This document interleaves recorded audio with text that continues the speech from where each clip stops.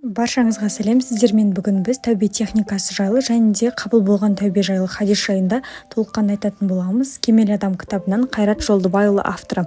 Және де біздің арнамызға жазылып, комментарий қалдыруды ұмытпаңыздар. Толыққанды сіздерге пайдалы болуға тырысамыз.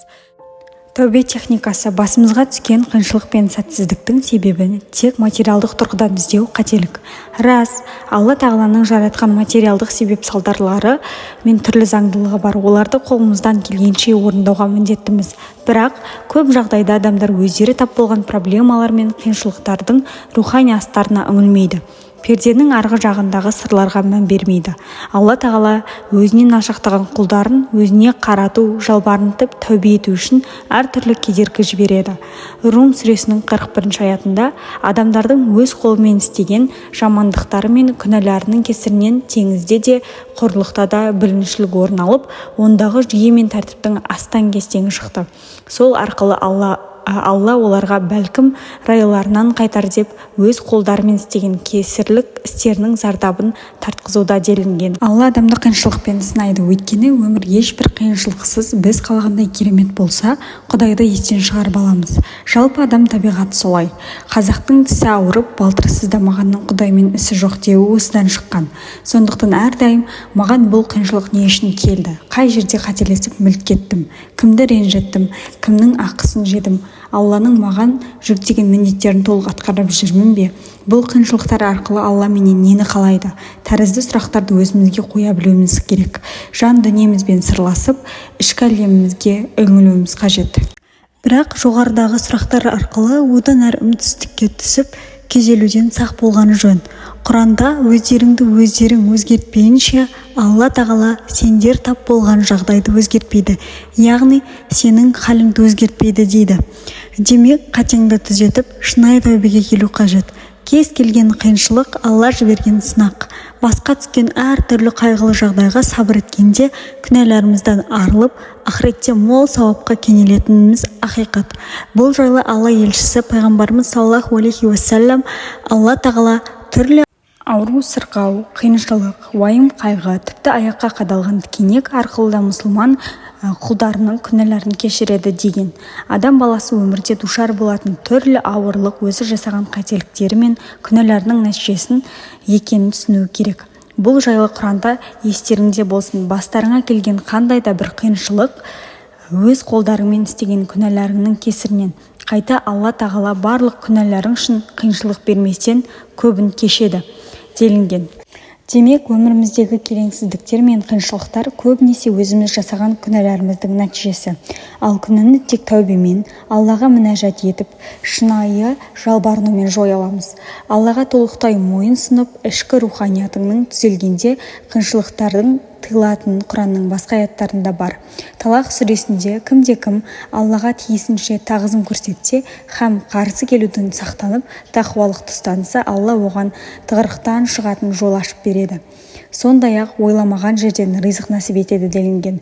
Нұх сүресінде Раббыларыңнан күнәларың үшін кешірім тілеңдер, өйткені ол өте кешірімді. Кешірім тілеп тәубе жасасаңдар, Алла сендерге аспаннан нөсерлетіп нұр жаудырады, һәм дүние мен бала-шағаларыңды молынан береді деді. Сондай-ақ сендер үшін бау-бақшаларыңды жайқалтып, өзендер ағызады делінген.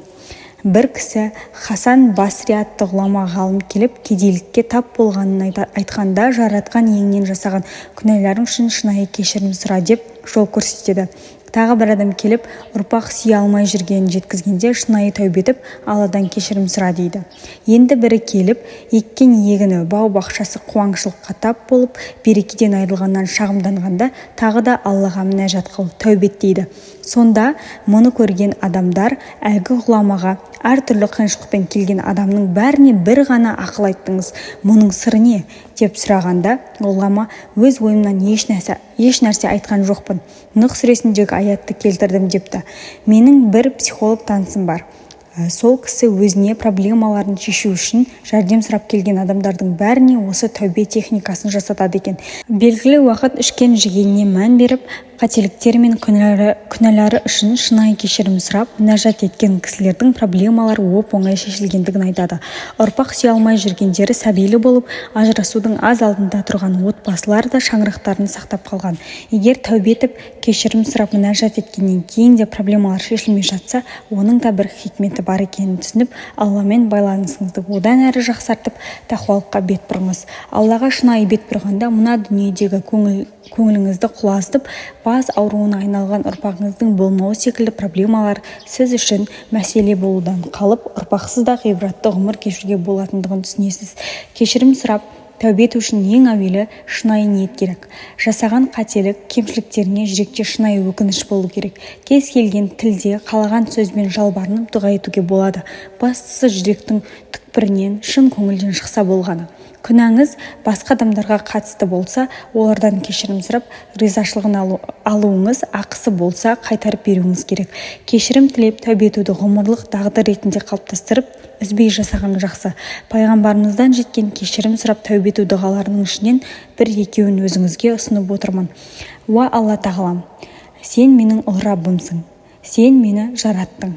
Мен бір өзіңнің құлымын. Шамамның жеткенінше өзіңе берген уәдем мен сертіңде тұруға тырысамын. Істеген жамашылықтарымнан бір өзіңе сыйынамын. Маған берген нығмет жақсылықтарыңа қарыздармын. Жасаған барша күнәмді мойындаймын.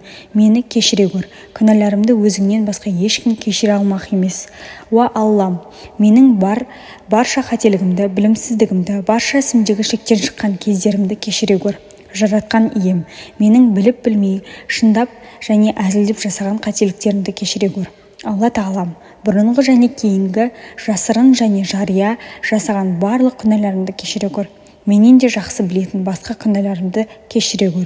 Сенің құдіретің барлық нәрсеге толық жетеді. Қабыл болған тәубе. Мұса пайғамбардың заманда қатты қуаңшылық болады. Қиналған жұрт оған келіп, уа Мұса, сен сөзсіз дұғасы қабыл болатын пайғамбарсың.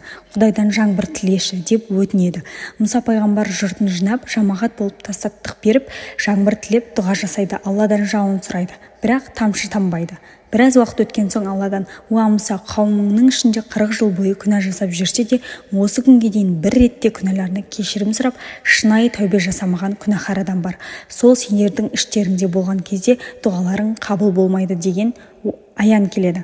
Мұса пайғамбар аянды халыққа айтып, 40 жыл тәубе етпеген адамның жамағаттан ажырауын сұрайды. Сол сәтте күнәһар күбірлеп, уа Аллам, мені дәл қазір жасаған күнәларым үшін өзіңе шынайы тәубе келтірдім. Менің кесірімнен қауымыма қиыншылық бере көрме. Мені жұртқа масқара етпей, осы жолы құтқарсаң, өмір бойы өзіңе шынайы құл болып өтемін деп жалбарынады. Көп өтпей жаңбыр сіркіреп жауа бастайды. Мұса да халықта аң-таң. Мұса Алладан, уа жаратушы ием, өзің айтқан тәубесіз күнәһар пендең арамыздан ажырамаса да жаңбыр жауғыздың. Мұның хикметі не деп сұрайды. Сонда Алла Тағала, ол пендем қазір ғана күнәларына шынайы кешірім сұрап, шынайы тәубе етті. Тәубесін қабыл алдым дейді. Сонда Мұса, Алла Тағалам, тәубесі қабыл болған сол бақытты адамның кім екенін маған білдірші деп өтінеді. Алла Тағала да мынадай жауап келеді. Уа пайғамбарым, ол 40 жыл бойы тәубесіз жүрген кезде оны адамдардың алдында масқара етпей күнәларын жасырған едім. Енді тәубесі қабыл болып, күнәсі кешірілген кезде оны ешкімге жария етпеймін. Арнамыздағы видео жазба сіздерге пайдалы болған болса, комментарий батырмасына өз ойларыңызды жазып, және де лайк басып, комментарий қалдырып бізді қолдауды ұмытпаңыздар. Біз сіздер үшін барынша жақсы және пайдалы видеолар түсіруге тырысатын боламыз.